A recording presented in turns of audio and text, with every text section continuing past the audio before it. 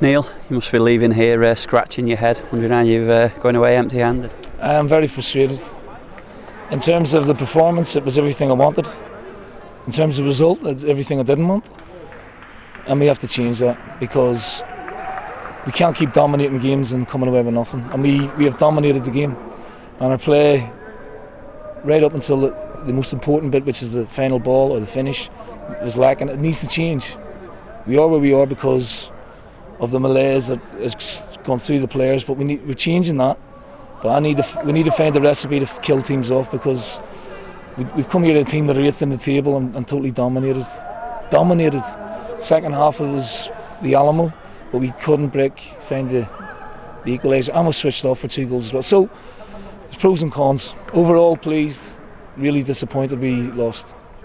The time of the second goal in particular as well, so soon after half time, that must have been a blow. Well, we did say the first 10-15 minutes of the second half were vital, and it could have a bearing on the game. And you know, we didn't cover well enough, and we're far too open for lack of concentration for the first goal as well. However, I can take that. We can work on that. But what we need to work on better is putting the ball in the net.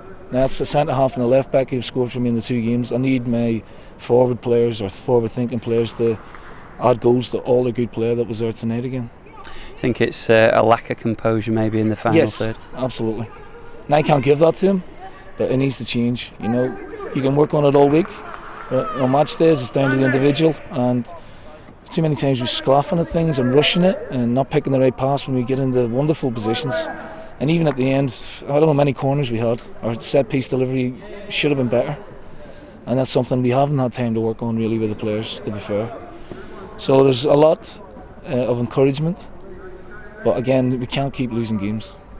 On the plus side, there was a positive reaction when you went 2 down earlier this season. Maybe that wasn't there. Certainly today there was a positive reaction, and I think the fans at the end obviously I think they appreciated it. Yeah, and I feel sorry for the fans because they deserve better, and the team deserve better.